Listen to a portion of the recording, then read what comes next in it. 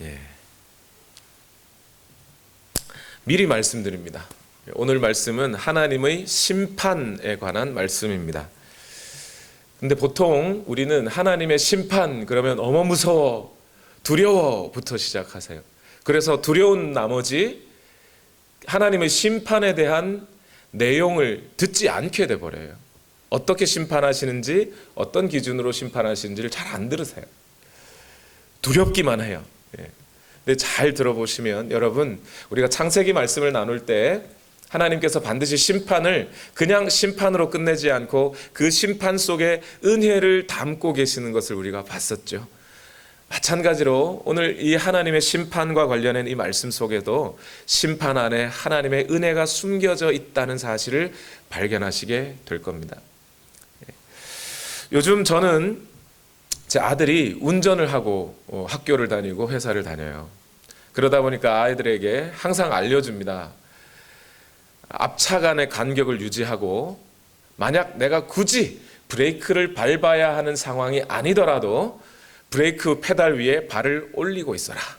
그러면 0.1초라도 빨리 브레이크를 밟을 수 있고 사고를 면하게 된다라고 몇 번을 알려줬어요.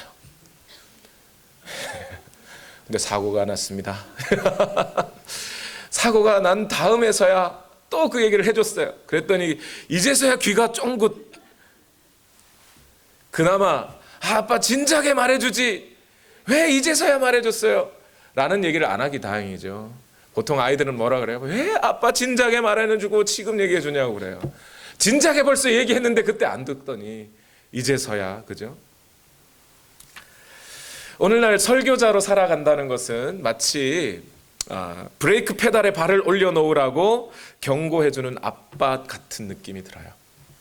오늘 우리는 인생의 마지막에 하나님의 심판이 있으니 그 심판 때에 멸망을 당하지 않으려면 오늘 예수 그리스도를 잘 믿고 예수 그리스도를 닮은 삶을 따라 살아야 한다고 알려주는 것이 목사의 사명이죠. 그런데 모든 사람들이 그 메시지를 잘 듣고 맞아, 그러니 오늘 예수님 잘 믿어야지 하고 들어주면 얼마나 좋을까요? 그런데 많은 사람들은 그런 하나님의 심판에 대한 이야기를 듣기 싫어하거나 아니면 목사 또 교회 나오라고 겁주시는구나, 또는 나는 이미 구원을 받았는 걸 뭐 하고 무관심하게 넘겨버립니다. 차라리 심판의 메시지를 전하는 목사들을 욕하지 않으면 다행이죠. 오히려 목사들이 사람들의 잘못을 들추어내서 사람들에게 모멸감을 주는 그런 인격적인 흠이 있는 사람들로 착각을 하시는 것 같아요. 하나님의 심판에 대해서 설명을 하면. 그러나 여러분, 저는 오늘 이 시간 우리 유스 아이들도 잘 들어야 돼요. 여러분 앞에 분명하게 선언합니다. 하나님의 심판은 반드시 있습니다. 그 심판은 오늘 본문이 이 하나님의 심판에 대해서 길게 설명하고 있는 부분이에요. 로마서 2장 6절에서부터 16절까지 전체가 하나님의 심판에 관한 말씀이세요. 다 같이 한번 읽어봅시다. 로마서 2장 6절인데요. 다 같이 시작. 하나님께서는 각 사람에게 그가 한 대로 갚아주실 것입니다. 여기서 갚아주다, 이게 심판이에요. 또 2장 16절 읽어봅시다. 시작. 이런 일은 내가 전하는 복음대로 하나님께서 그리스도를 내세우셔서 사람들이 감추고 있는 비밀들을 심판하실 그날에 드러날 것입니다. 이랬어요. 여러분, 이 분명한 선언이 성경에 기록되어 있습니다. 반드시 그날에 심판이 있을 것이다, 이렇게 얘기하고 있어요. 그런데 그 날이 언제 찾아와요? 이 심판이 언제 있을 거라는 거예요? 인류 역사를 훑어가면 그 인류 역사 맨 끝날에 분명히 이 심판이 있을 거라는 것이에요. 그런데 그렇게 생각하면 이 심판이 아주 멀리 있는 것 같죠. 그런데 개인의 인생을 쭉 훑어서 살펴보면 우리 인생이 끝나는 마지막 날에 우리는 이미 그 심판대 앞에 서 있을 거예요. 그래서 만약 인생을 평균 80세는 너무 작은가요? 요즘은 사람들의 인생 평균 수명이 90세라고 가정한다면 저도 약 한 40 몇 년 후면 그 심판대 앞에 서게 되는 거예요. 그러니 이 심판대 앞에 선다는 것이 그렇게 먼 얘기가 아니에요. 그러니 오늘 목사들이 무슨 이야기를 전해줘야 될까요? 빌딩이 막 무너지고 있는데 그 밑에서 아이들이 소꿉장난하고 있으면 야, 소꿉장난할 때 이렇게 하면 더 재밌단다, 게임의 룰을 가르쳐줘야 될까요? 그러니 오늘날 목회자들이 이 땅에서 행복하게 사는 방법 1, 2, 3, 재물의 복 받는 방법 1, 2, 3 이걸 가르쳐줘야 할까요? 하나님의 심판이 멀지 않았습니다 를 가르쳐줘야 할까요? 저는 1년 전에 갑자기 세상을 떠난 우리 장나라 집사님의 죽음 앞에서 장례식 때 다짐을 하고 또 다짐을 했어요. 성도들에게 이 사실을 반드시 알려줘야 한다. 알려줘서 오늘 현실의 삶을 어떻게 살아야 할지, 어떻게 예수님을 믿고 살아가야 하는 것인지를, 그리고 오늘 우리 인생의 의미가 무엇인지를 반드시 알려주어서 이 하나님의 심판대 앞에서 결코 멸망당하는 자가 아니라 영생을 얻는 자로 살아갈 수 있도록 해주어야 한다. 그것이 목사의 사명이다라고 몇 번 다짐을 했어요. 그래서 오늘 그 말씀을 여러분에게 드릴 수 있어서 감사합니다. 오늘 본문 말씀에 따르면 우리 인생의 마지막에 펼쳐질 그 하나님의 심판대, 그 하나님의 심판에는 크게 3가지의 특징이 있다고 말을 해주고 있어요. 오늘 본문을 보면 첫 번째는 뭐냐면 그 심판은 보편적인 심판이다 라고 얘기하고 있어요. 이 보편성이라는 말 뜻이 뭐냐면 어린 아이든 할아버지 할머니이든 남자이든 여자이든 아시아인이든 아니면 백인이든 또는 흑인이든 민족이나 인종에 상관없이 이 땅을 살아간 모든 사람들이 그 하나님의 심판대 앞에 서게 될 것이다 라는 얘기예요. 오늘 본문 로마서 2장 9절과 10절을 다 같이 한번 읽어봅시다. 시작. 악한 일을 하는 모든 사람에게는 먼저 유대 사람을 비롯하여 그리스 사람에게 이르기까지 환난과 고통을 주실 것이요, 선한 일을 하는 모든 사람에게는 먼저 유대 사람을 비롯하여 그리스 사람에게 이르기까지 영광과 존귀와 평강을 내리실 것입니다. 여기 보면 먼저 유대 사람을 비롯하여 그리스 사람에게 이르기까지라는 단어가 있어요. 우리는 이 말을 벌써 로마서 1장 16절에서 한번 봤죠. 이 말 뜻은 뭐냐면 단순히 그냥 어떤 헬라인 민족 또 유대인 민족을 가리키는 게 아니라 이 땅에 거하는 모든 사람을 지칭하여 말하는 수거가 먼저는 유대인이요 또한 헬라인에게로다 라고 표현을 하고 있는 거예요. 모든 사람. 여기 앉아있는 저와 여러분도 역시 그 심판대 앞에 서게 될 거라는 거예요. 특히 바울은 여기서 단순히 그냥 모든 사람이라고 하지 않고 유대인을 비롯하여 유대인이 먼저요 또한 헬라인에게로다 이렇게 설명하면서 왜 이런 말을 쓰고 있는 거냐면 유대인들은 자기는 아니라고 생각했거든요.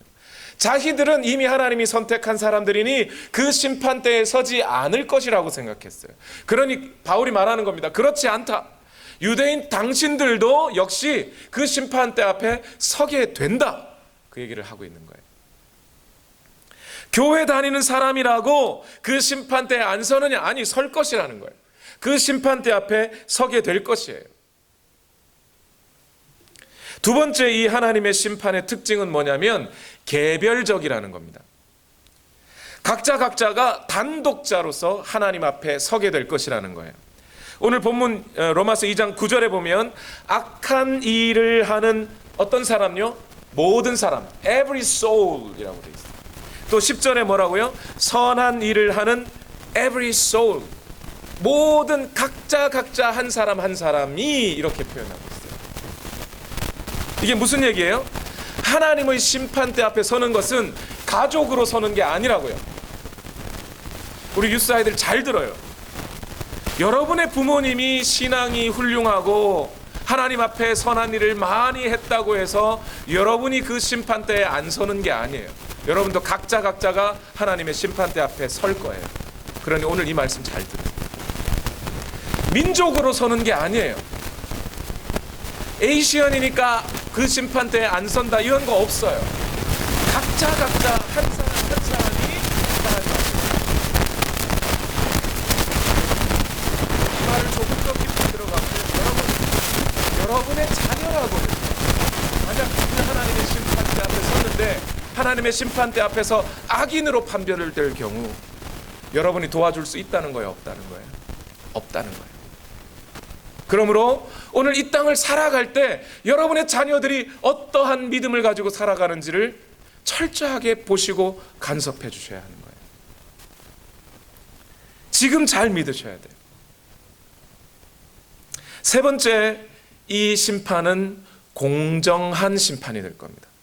공정성이 있어요. 오늘 본문 로마서 2장 11절에 말씀 뭐라고 하죠? 하나님께서는 사람을 차별함이 없이 대하십니다. 이 얘기는 무슨 얘기냐면 하나님의 심판대에서 그 심판의 기준은 하나라는 거예요. 기준 하나인데 그 기준 하나를 가지고 쭉 비추어 봐서 어떤 사람은 그래도 그 정상을 참작해서 봐주고 어떤 사람은 어떤 특별한 이유들이 있으니까 봐주고가 없다는 거예요. 공정한 거예요. 하나의 기준이 세워졌으면 그 기준에서 어떤 사람들에게 특혜를 주거나 또는 더 나쁘게 대하거나 그 잣대를 어떤 사람에게는 더 짧게 대하거나 어떤 사람에게는 더 길게 대는 것이 없다는 거예요. 그게 공정하다는 겁니다. 그런데 오늘 우리가 알아야 될 게 뭐겠습니까? 정말 중요한 것. 그러면 이 심판이 보편적이라는 것도 중요합니다. 이 심판이 개별적이라는 것도 중요합니다. 그러나 더 중요한 건 뭐겠어요? 그 심판의 기준이겠죠. 그래야 그 심판의 기준이 중요한 거 아닙니까? 그래야 내가 지금 현재 그 기준에 합당하게 살고 있는지 아닌지를 알 수 있으니까요. 오늘 본문은 그래서 그 심판의 기준을 매우 구체적으로 설명해 주고 있어요. 강조해 주고 있어요. 그 심판의 기준이 뭐냐? 오늘 로마서 2장 6절 말씀입니다. 다 같이 읽어보겠습니다. 시작. 하나님께서는 각 사람에게 그가 한 대로 갚아주실 것입니다. 뭐 한 대로요? 그가 한 대로. According to his deeds. 우리말로 바꾸면 뭐예요? 그가 한 행위대로 갚아주실 것입니다. 그럼 여기서 이제 여러분 머릿속에 지진이 일어나야 돼요. 사실은 헷갈려야 돼요. 안 헷갈리시나요? 안 헷갈리셨으면 좋은데 헷갈리는 것도 정상이에요. 뭐가 헷갈려요? 아니 목사님, 분명히 로마서 1장 16절을 우리가 공부할 때 16절 17절 말씀을 나눌 때 하나님의 구원은 무엇으로 이루어진다고 그랬어요? 믿음으로, 오로지 믿음으로 이루어진다고 하지 않았습니까? 그런데 여기서 하나님의 심판은 행위로 심판한다니 이게 말이 되는 게 서로 앞뒤가 안 맞지 않나요? 그렇게 질문하셔야 잘 읽으신 겁니다. 그게 맞아요. 그 질문이 당연히 나오게 돼 있어요. 실제로 종교개혁 때에 로마 카톨릭과 마틴 루터가 이 문제 가지고 엄청나게 싸웠어요. 마틴 루터는 뭐라고 얘기했어요? 구원은 오직 무엇으로? 믿음으로. 믿어야 구원이다. 솔라 피데. 오직 믿음으로 구원을 얻는다 그랬어요. 그런데 로마 카톨릭은 뭐라 그랬습니까? 아니, 믿음 더하기 뭐가? 행위 또는 그 행위에 의한 아주 선행을 잘 쌓은 공로로 구원을 얻는 것이다 라는 말로 자꾸 싸웠어요. 특히 그때 로마 카톨릭이 마틴 루터를 공격하면서 로마서 2장 6절 오늘 우리가 읽은 이 본문 이거 봐라, 이걸 근거 구절로 내세우면서 그거 봐, 행위가 있어야 하지 않느냐 이렇게 얘기를 했어요. 근데 마틴 루터가 거기에 대해서 적당한 논박할 논증을 하지 못했던 것 같아요, 그 당시에. 그래서 마틴 루터의 로마서 주석을 살펴보면 로마서 2장 6절에 대한 주석이 없어요. 우리말로 번역한 번역본을 제가 다시 한번 읽어봤더니 마틴 루터는 여기서 2장 6절에서 10절 전체를 뭉뚱그려서 해설하고 있습니다라고 가로쳐서 설명해놨어요. 딱히 마틴 루터도 뭐라고 말하기가 참 어려웠던 것 같아요. 그러나 여러분, 이 시간에 다시 한번 분명히 말씀드립니다. 헷갈리지 마세요. 헷갈리지 마십시오. 구원은 무엇으로 받아요? 믿음으로 받는 것이 맞습니다. 사도 바울이 로마서라고 하는 이 편지 속에 어디는 믿음으로 구원받는다, 어디는 행위로 구원받는다 이렇게 썼을 리가 없지요. 저같이 무식한 자라도 그 정도의 논리는 있습니다. 앞에서 좀 전에 몇 문장 전에 믿음으로 구원 얻는다 그래놓고 몇 문장 후에 행위로 구원 얻는다 이 말을 쓸 리가 없지요. 사도 바울은 분명하게 선언했습니다. 로마서 3장 27절과 28절 말씀 다 같이 읽어봅시다. 시작. 그렇다면 사람이 자랑할 것이 어디에 있습니까? 전혀 없습니다. 무슨 법으로 의롭게 됩니까? 행위의 법으로 됩니다. 됩니까? 아닙니다. 믿음의 법으로 됩니다. 사람이 율법의 행위와는 상관없이 믿음으로 의롭다고 인정을 받는다고 우리는 생각합니다. 분명히 뭐로 의롭다고 인정받아요? 믿음으로 의롭다고 인정받아요. 또 로마서 4장 5절 말씀 같이 읽어봅시다. 시작. 그러나 경건하지 못한 사람을 의롭다고 하시는 분을 믿는 사람은 비록 아무 공로가 없어도 그의 믿음이 의롭다고 인정을 받습니다. 바울은 아브라함과 다윗을 예로 들어가면서 믿음으로 구원을 얻는 것이라고 분명히 말했어요. 이거 뒤집어 버리면 믿음으로 구원받는 게 아니라 믿음 플러스 행위 이렇게 들어가는 순간 이단이에요. 그거는. 성경은 분명히 믿음으로 구원을 얻는다고 선언을 하고 있어요. 자, 그러면 믿음으로 구원을 얻는 것이 분명하죠. 여러분 마음속에 확신이 드셨습니까? 그러면 그런 마음으로 2장 6절을 다시 한번 보자고요. 2장 6절을 다시 보면 행한 대로 갚으리라 이렇게 하셨단 말이에요. 여전히 이 행한 대로 갚으리라고 하는 이 말 뜻이 아직 잘 안 와닿죠. 이게 무슨 말인가 도대체. 그래서 이 행한 대로 갚으리라는 말을 설명하면서 제가 로마서 성경 공부할 때 너무 힘들었어요. 이걸 어떻게 설명드릴 수 있을까? 여기서 우리가 중요한 것은 로마서 전체의 문맥을 살펴봐야 돼요. 먼저 두 가지를 살펴봐야 되는데 첫 번째는 로마서의 문맥, 그 다음에 로마서 2장 6절이라고 하는 이것은 시편 62편 12절을 인용한 거예요. 그러니까 시편 62편에는 이 말이 어떻게 쓰이고 있는지를 좀 살펴봐야 되죠. 두 가지를 살펴봐야 되는데 먼저 로마서 전체의 문맥은 뭐냐면 여러분 로마서 1장 18절에서부터 로마서 3장 20절까지 18절에서 3장 20절까지 그 전체의 맥락이 뭐였습니까? 모든 사람이 하나님 앞에 뭐라고요? 죄인이다. 그걸 증명하기 위해서 로마서 1장 18절에서부터 3장 20절까지를 설명했던 거예요. 예를 들어 볼까요? 로마서 3장 9절에 그 핵심이 나와 있어요. 읽어봅시다. 시작. 그러면 무엇을 말해야 하겠습니까? 우리 유대 사람이 이방 사람보다 낫습니까? 전혀 그렇지 않습니다. 유대 사람이나 그리스 사람이나 다 같이 죄 아래에 있음을 우리가 이미 지적하였습니다. 이랬어요. 그러니까 바울은 지금 모든 사람이, 그래서 로마서 1장 18절에서 1장 32절까지는 뭐였어요? 모든 사람이 하나님의 능력과 신성을 알면서도 마음으로부터 하나님을 밀어내고 자기 이기적인 욕심으로 자기가 인생이 주인이 되어 하나님의 법을 밀어내고 자기 법대로 살았더라. 그랬더니 이런 일들을 하게 되더라 하는 것을 증명한 것은 모든 사람이 이 죄 가운데 있다. 그걸 설명하려고 로마서 1장 18절에서 32절을 설명한 거였어요. 그리고 로마서 2장 1절에서 5절까지 넘어와서는 너 다른 사람을 심판하는 사람아 이렇게 하면서 자기는 괜찮다고 생각하는, 대표적으로 유대인들은 나는 괜찮다라고 생각했죠. 나는 괜찮다라고 생각하는 바로 그 사람들도 남들을 입으로는 심판하고 있으면서 판단하고 이 죄인 더 죄인 하고 있으면서 자기도 똑같은 죄를 짓고 있으면서 자기는 죄인이라고 인정하지 않고 하나님 앞에 죄인이라고 인정하지 않고 남을 심판하고 있는 바로 그 사람도 역시 하나님 앞에 죄인이다라는 걸 증명했다는 거예요. 그렇게 증명한 다음 오늘 심판에 관한 이야기를 해주는 겁니다. 심판은 공정하게 모든 사람에게 임하게 된다. 한 대로 갚는 하나님이시다. 그런데 그 하나님 앞에 행함이라고 하는 것이 의롭다고 인정받을 만한 사람이 있다 없다? 없다. 그 얘기를 하려고 지금 로마서 2장 6절에서부터 16절까지 하나님의 심판에 관한 이야기를 하는 거예요.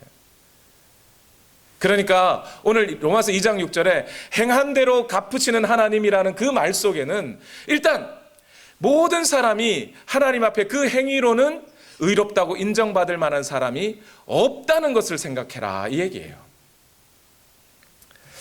두 번째는 뭐냐면 시편 62편을 살펴봐야 돼요. 왜냐하면 하나님은 한 대로 갚으시는 하나님입니다라는 이 말이 시편 62편 12절을 인용한 거였거든요. 그럼 시편 62편 12절에는 어떤 내용으로 그 말이 들어가 있는가 하면, 시편 62편을 여러분 오늘 다 읽지는 않겠습니다만 시편 62편을 요약해서 말씀드리면, 이 시편 62편은 다윗의 시인데요, 이 세상에 악인들이 있다, 그리고 그 악인들의 조롱과 핍박을 견디고 사는 의인이 있다, 이런 얘기를 하고 있어요. 악인들은 어떤 사람들이냐? 자기의 힘과 자기의 능력을 가지고 다른 사람들을 압제하고 자기 발밑에 꿀리고 하나님 없이 자기가 주인이 되어 자기 인생을 휩쓸고 가며 다른 사람을 나보다 낮게 여기는 그런 사람들을 악인이라고 했고요. 의인들은 어떤 사람이냐? 율법을 철저히 지켜가지고 그 행위가 하나님 앞에 의로운 자라간다는 게 아니고요, 그 악인들의 박해 속에 신음하며 주여, 맞습니다, 나도 주님 앞에 무릎 꿇어야 할 자인 것은 맞습니다. 그러나 이 모든 고통이 힘들군요. 오직 하나님만 의지합니다. 하나님만 나의 소망이십니다 하고 그 인내하며 견디고 사는 사람을 하나 또 상정해서 그 사람들을 의인이라고 하면서 마지막에 뭐라 그러냐면, 모든 사람들은 하나님 앞에 행한 대로 갚음을 받을 것이다 라고 썼어요. 그런 이야기입니다.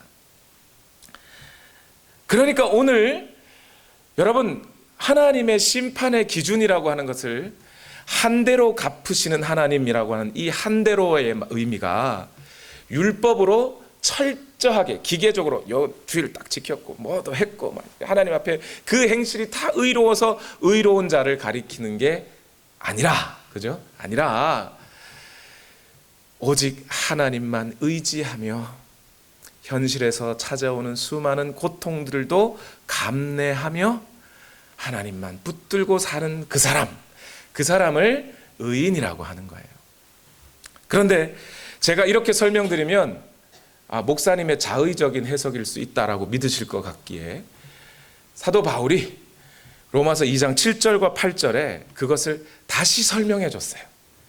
6절에 한 대로라는 말의 의미가 뭐냐를 딱 설명해 줬는데, 로마서 2장 7절에 의인은 어떤 사람이며 8절에 악인은 어떤 사람, 즉 영생을, 그 심판대 앞에서 영생을 얻을 사람은 누구이고 멸망을 받을 사람은 누구인지를 2장 7절과 8절에 설명을 해줬어요. 이 설명이 없었으면 큰일 날 뻔했습니다. 이 설명이 마치 두 구절의 잘 대꾸를 이루어서 이게 쫙 설명을 해줬는데, 먼저 로마서 2장 7절, 어떤 사람이 의로운 자이냐? 같이 읽어봅시다. 시작. 참으면서 선한 일을 하여 영광과 존귀와 불멸의 것을 구하는 사람에게는 영원한 생명을 주시고, 이렇게 돼 있어요. 여기가 헬라어로는 앞뒤가 좀 바뀌어 있어요. 먼저 이 짝을 여러분께 설명을 드리고 싶은데, 2장 7절은 헬라어 원어로는 뭐가 되어 있냐면, 영광과 존귀와 불멸의 것을 구하며 인내하며 선을 행하는 자는, 이렇게 되어 있어요. 그게 먼저예요. 2장 8절에는 뭐냐면 이기심을 따라, 2장 8절은 순서대로 이기심을 쫓아, 이기심을, 자기 자신의 유익과 자기 자신의 목적을 쫓아서 행하면서 진리를 거스르고 불의를 따르는 사람은, 이렇게 구성이 되어 있어요.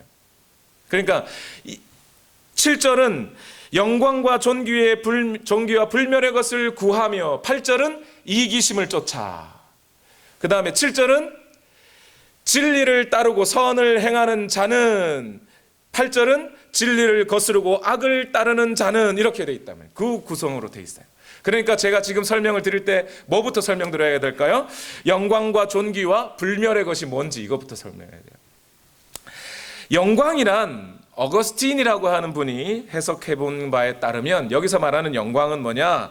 영광을 얻는다는 것은 그 사람의 명성이 널리 알려진다는 것이다.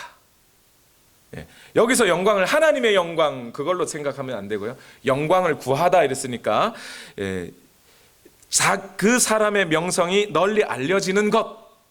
그 다음에 존귀라는 말은 뭐냐면 아리스토텔레스라고 하는 분이 존귀라는 단어를 정의해 놓은 게 있는데 거긴 뭐라고 되어 있냐면 어떤 사람의 능력을 인정하여 그에게 나타내 보이는 존경, 그것을 존귀라는 단어라고 썼다는 거예요. 그리고 불멸의 것은 뭐냐? 불멸의 것, 이것도 여러분 로마서 1장 설명할 때 한번 우리가 봤어요. 로마서 1장 23절에 보면 그들은 썩지 않는, 멸하지 않는 하나님의 영광을 동물의 형상으로 바꾸고, 이런 구절이 있었죠. 그러니까 이 영광과 존귀와 불멸의 것을 구한다라는 말 뜻은 뭐냐면 정확하게 이렇게 해석하는 게 맞습니다. 영광과 존귀, 즉 불멸의 것. 다른 말로 하면 영광 곧 하나님의, 영원하신 하나님의 칭찬을 받는 것, 존귀 곧 영원하신 하나님의 인정을 받는 것. 무슨 얘기예요? 영광과 존귀와 불멸의 것을 구하며, 이 말 뜻은 이 땅을 살아가는 사람들이 하나님의 칭찬과 하나님의 인정함을 받기 위하여 살아간다, 이런 뜻이 되는 거예요. 여러분, 그런데 이렇게 하나님의 영광과 하나님의 칭찬과 하나님의 인정하심을 받으면서 그것을 얻고자 하여 살아가는 그 사람의 인생이 쉬워요, 어려워요? 어려워요. 왜 어렵죠? 그 하나님의 칭찬과 하나님의 인정이라고 하는 것이 눈에 보여요, 안 보여요? 안 보여요. 손에 잡혀요, 안 잡혀요? 안 잡혀요.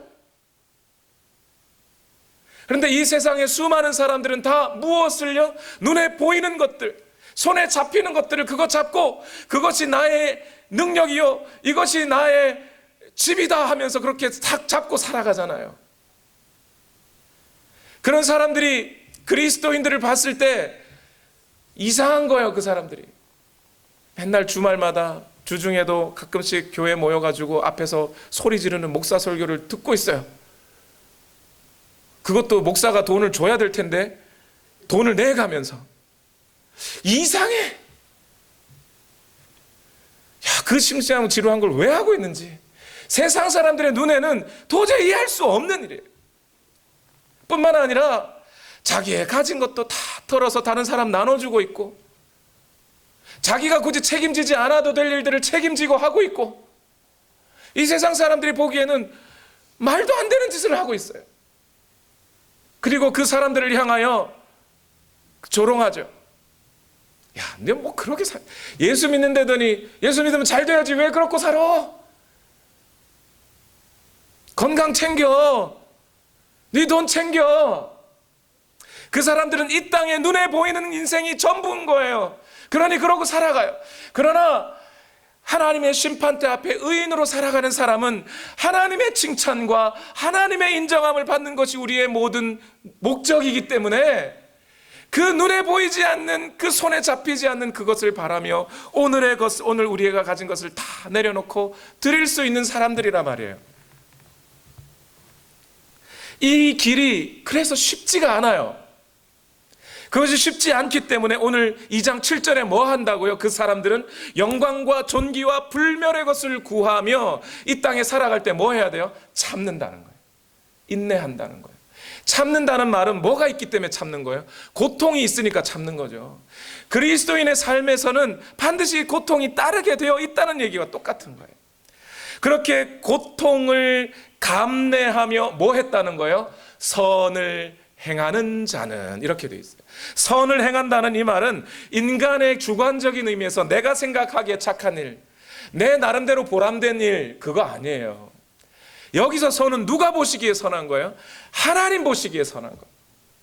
그래서 선하다고 하는 것은 하나님의 말씀이 선한 것이고 하나님의 계명이 선한 것이에요. 하나님이 그 선한 것을 지키는 거죠. 우리가 생각하기에 선한 거 아니라 하나님이 선하신 것, 그것을 하나님은 그 계명 속에 담으시고 우리로 하여금 하게 하신 거예요.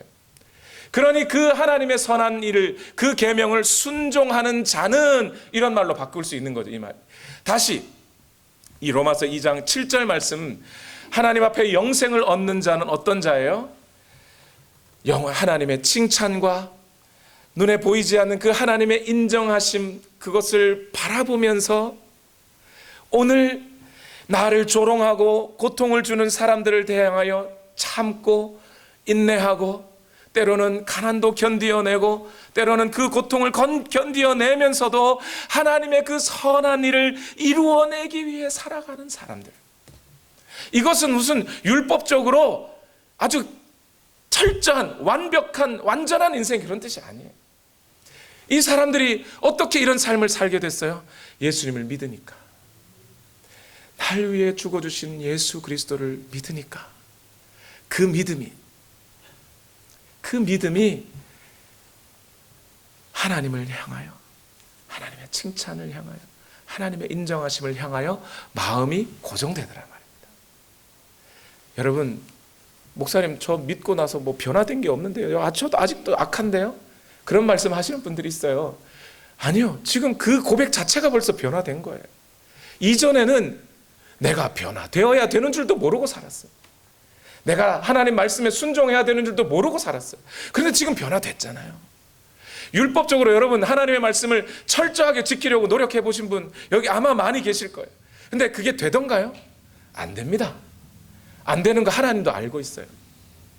그러나 율법적으로 완전하지 않더라도 우리 중심으로 하나님의 칭찬과 인정함을 향하여 오늘 현실에서 나의 모든 것을 포기할 줄 아는 사람들, 그 정도는 우리 할 수 있잖아요.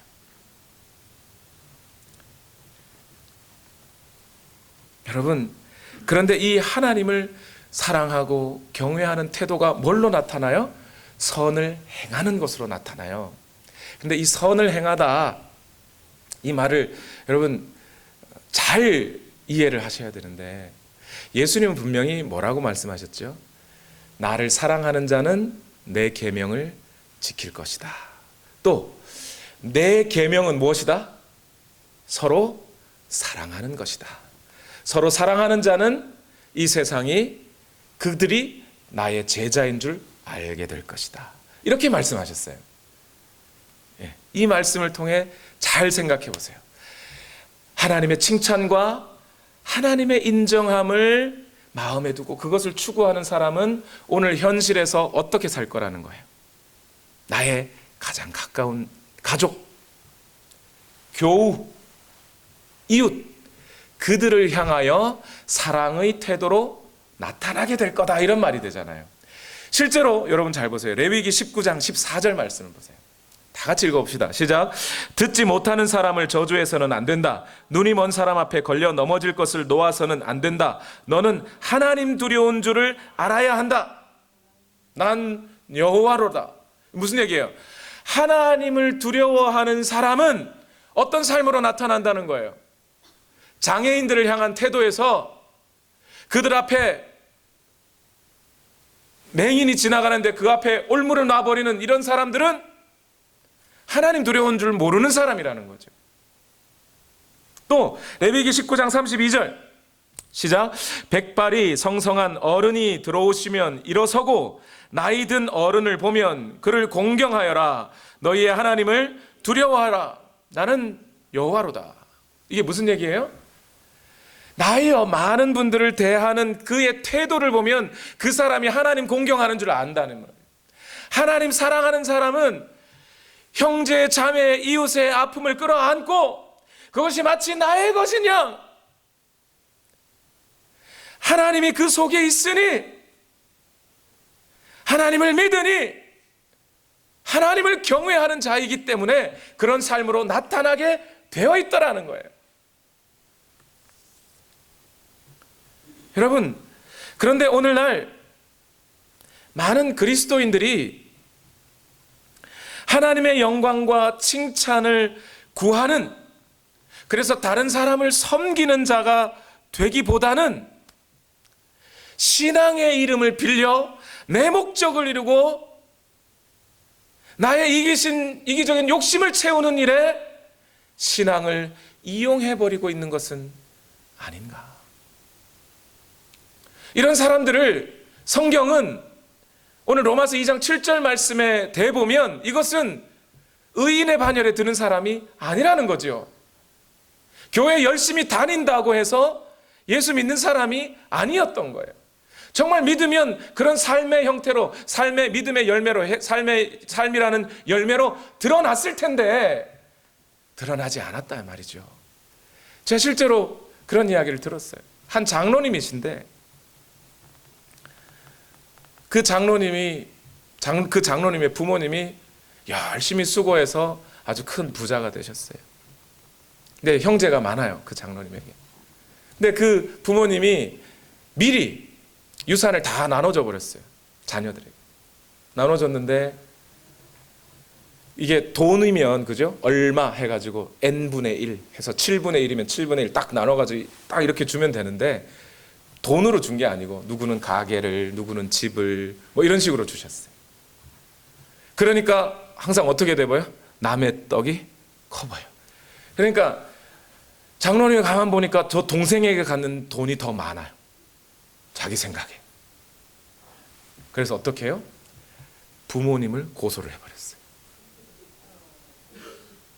자, 거기서 끝나면 좋은데 부모님이 돌아가셨네. 돌아가시니까 어떻게 해요? 형제에게, 그 동생을 고소를 해버렸어요. 그러고 그 돈이 불공평하게 나뉘어졌으니 공평하게 나눠달라는 거예요. 그리고 그 재판에 이기게 해달라고 교회 가서 새벽 기도를 열심히 드리셔요.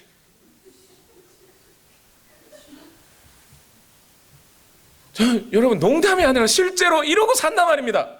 오늘날 그리스도인들이, 아니 그리스도인이라고 자처하는 사람들이, 믿는다는 사람들이 말이에요. 뭐 똑같지 않습니까? 오늘날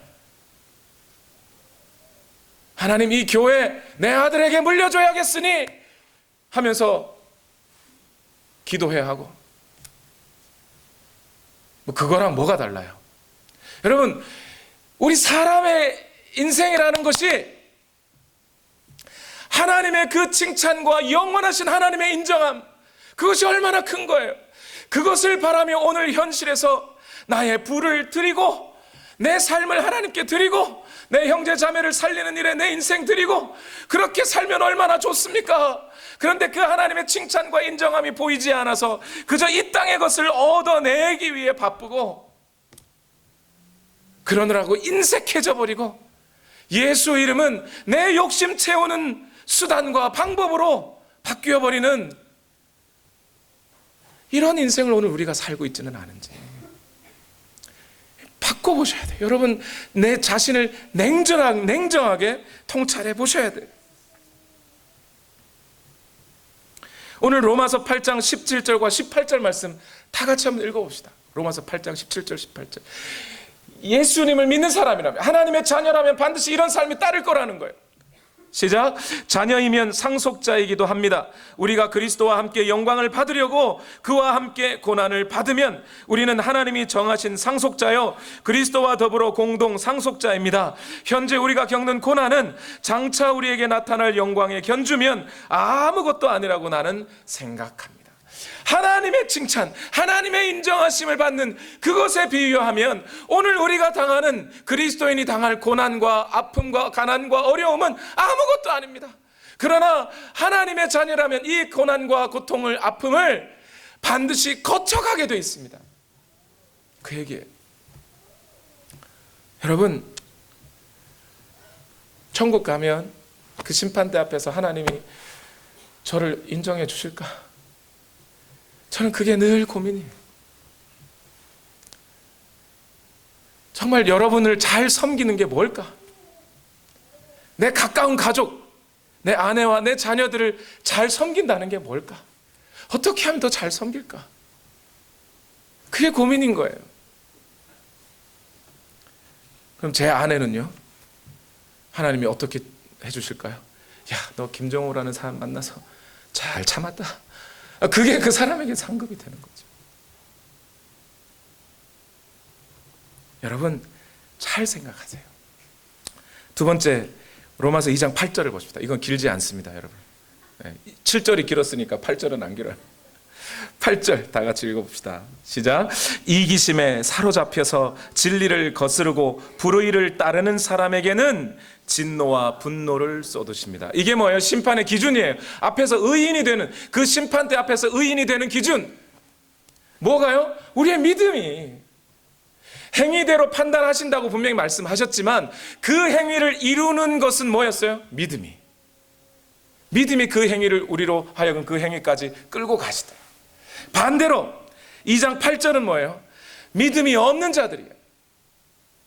하나님의 칭찬과 하나님의 인정하심이 보이지 않아요. 그래서 여전히 자기의 이기적인 욕심만 남아있어요. 그것을 따라 살아가는 사람들, 이런 뜻이 되는 거예요. 그런데 여기 보면 8절 시작에 이기심에 사로잡혀서 이렇게 나오죠. 근데 여기 이기심에 사로잡혀서라는 구절에 옛날 번역, 개역 개정 번역, 우리는 새 번역을 읽었습니다만 개역 개정 번역에는 뭐라고 돼 있냐면 오직 당을 지어 이렇게 돼 있어요. 당을 지어 진리를 거스르고 불의를 따르는 사람은 이렇게 돼 있어요. 그럼 뭐 번역이 이상한 거 아니에요? 이기심을 쫓는 거하고 당 짓는 거하고 뭐가 관련이 있다고? 실제로 여기 쓰여진 단어가 엘리데이아라는 단어인데 이 엘리데이아라는 단어는 어떤 의미냐면 나의 개인적인 욕심과 목적을 이루기 위해 내 말이 진리라고 사람들로 하여금 믿게 하기 위해서 다른 사람들을 끌어들이는 것을 말해요. 그러니까 이기심에라는 말도 되고 당을 짓는 것이라는 말도 돼요. 이 두 가지를 한꺼번에 다 번역하기가 어려워서 번역가들은 어느 한쪽을 택할 수밖에 없었던 거예요. 근데 그 의미가 뭐라고요? 내 목적, 내 생각, 내 주장이 힘이 있게 하기 위하여 사람들을 끌어들이는 것, 이게 엘리데이아라는 거예요. 오늘날 예수 그리스도를 믿지 않는 자들은, 그 예수 그리스도 앞에 십자가 앞에 죄인이 되어보지 않은 자들은 이러고 산다는 거예요. 여러분, 이 말이 엘리데이아라는 단어가 여러분 쉽게 이해되리라고 믿습니다. 이 사람 어떤 사람이에요? 나의 개인적인 목표를 정하고 그 목표를 이루기 위해 이득이 되지 않는 사람은 말로 깎아내리고 이득이 되는 사람은 짝을 지어요. 그래서 이런 사람은 늘 사람을 바꿔가요. 이득이 되는 사람, 안 되면 버리고 이득이 되는 사람과 취해요. 그러면서 당을 지어요. 왜요? 진리를 거짓으로 바꾸려고. 그래야 자기 잘못이 드러나지 않으니까. 여러분, 제가 수학여행 간 적이 있는데요. 부산에 그때 갔었어요. 고등학교 2학년 때. 다리 밑에서 점심을 먹었습니다. 시간이 안 돼가지고. 근데 나 혼자 밥을 먹으면 얼마나 부끄러워요, 그렇죠? 근데 우리 학교 같이 수학여행 갔던 학생들이 다 똑같이 부산 시내 한 6km 밑에서 같이 밥을 먹었어요. 안 부끄럽더라고요. 당을 왜 지어요? 그래서 짓는 거예요. 내 말이 인정함을 받게 하기 위해서. 이게 무슨 얘기예요? 사람이 살다 보면 서로 잘못을 하는 경우가 있어요, 없어요? 있어요. 근데 대부분 보면 그 잘못이 어때요? 양쪽 다 책임이 있어요. 어느 한쪽이 잘못했어요. 그런데 사람이 그 사건에 대해서 책임을 논할 때 주로 뭐라고 생각해요? 90%는 누구에게 책임이 있고? 너에게 있고, 나는 10%. 나도 잘못이 없는 건 아니겠지만 그러나 네가 잘못했어, 이렇게들 말하죠. 그나마 이 정도쯤 되면 양심적인 사람이에요. 내 잘못 조금 있다고 생각하는 것. 대부분의 사람은 너 잘못이야 라고 말을 하고 있죠. 그런데 네 잘못이라고 말하려다 보니까 내게 잘못이 있는 게 내 속에서 보여요, 안 보여요? 가끔씩 보이거든요.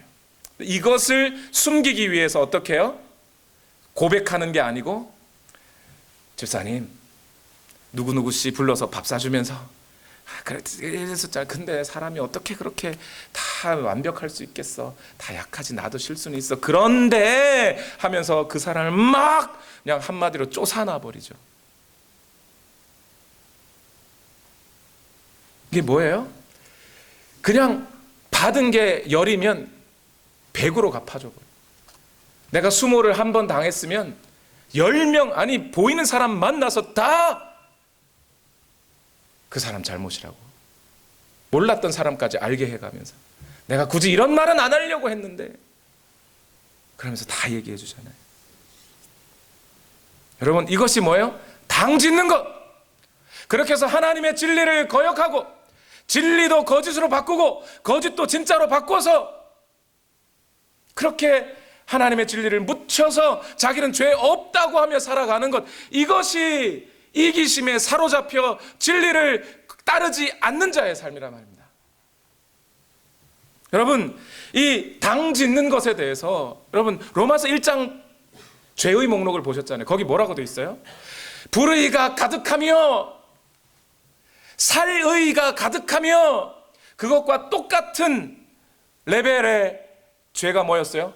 당 지으며 중상하며 수군거리며, 이게 같이 있었단 말이에요. 같은 레벨이에요. 사람 죽이는 거나 그거나 같은 거라는 거예요. 왜요? 하나님이 보시기에는 그 중심이 이기심에 사로잡혀 있으니 똑같은 거라는 거예요.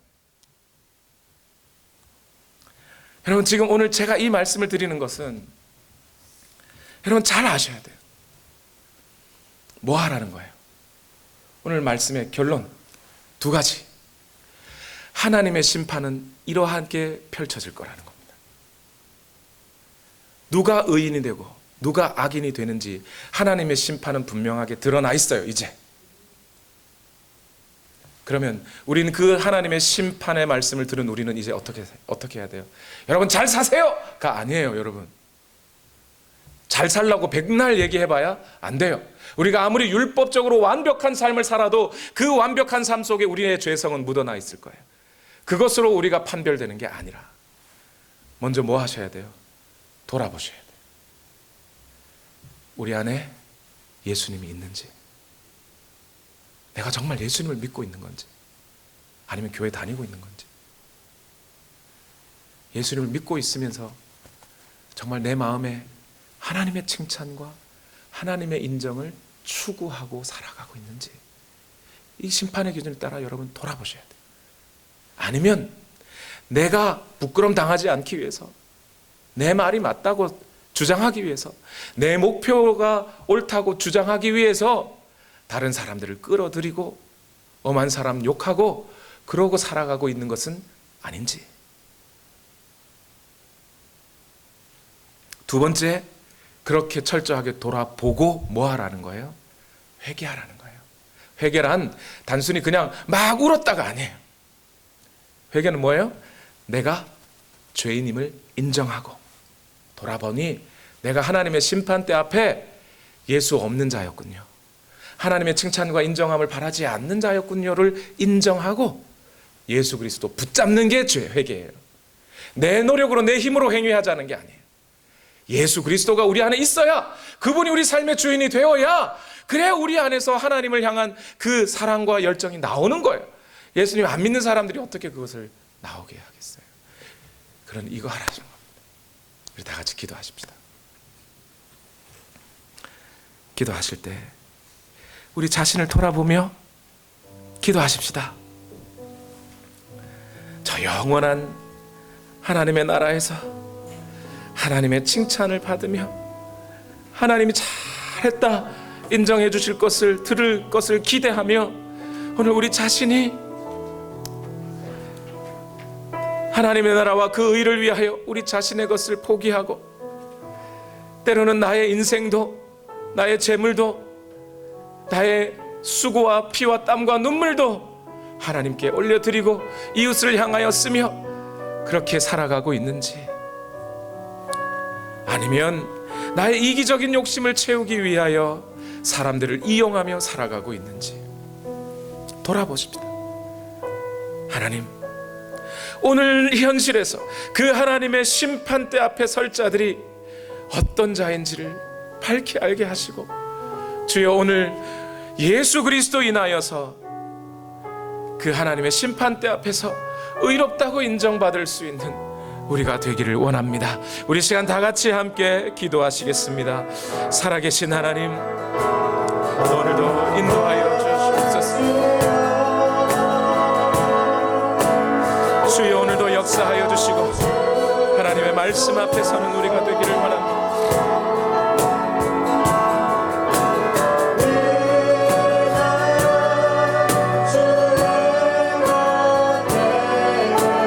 아버지,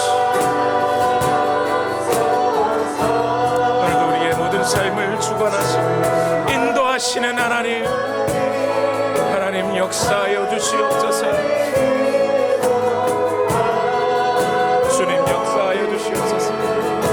하나님의 말씀 앞에 우리 자신을 세워뒀습니다.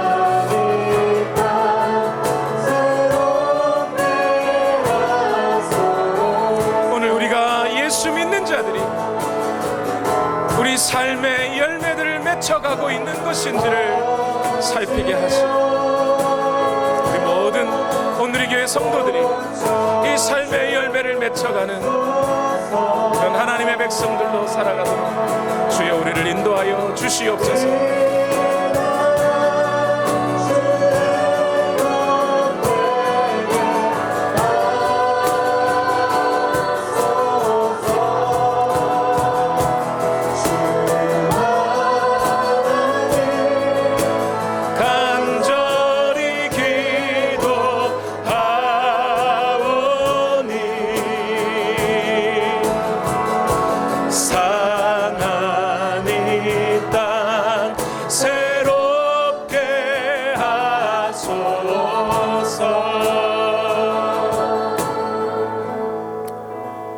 하나님, 우리가 하나님 앞에 믿음 있는 자이기를 원합니다. 교회 다니는 사람 말고 예수 그리스도를 주와 구세주로 영접한 사람이기를 원합니다. 그래서 예수 그리스도께서 나의 주인이 되셨기에 오늘 나의 삶에서 주님을 사랑하고 주의 계명을 따르며 나의 이웃들을 위하여 내 것을 희생할 수 있는 그런 인생 되기를 원합니다. 아니, 그 삶의 열매가 오늘 나타나야만 하나님은 그 사람을 보고 의롭다 인정하실 것입니다. 주여, 오늘 우리의 마음을 붙들어 주시고, 때로 이 세상이 주는 고통과 어려움 속에서도 예수 그리스도를 믿는 자에게 하나님의 칭찬과 하나님의 인정함을 향하여 오늘 우리 마음 드리며 우리 생을 드리며 살아가는 우리 모든 온누리의 권속들 다 되게 하여 주시옵소서. 그 하나님의 심판 가운데 하나님의 은혜를 경험하는 하나님의 백성들로 살아가게 하여 주시옵소서. 오늘도 역사하실 하나님을 기대합니다. 주여, 우리를 붙들어 주시옵소서. 예수님의 이름으로 기도하옵나이다. 아멘.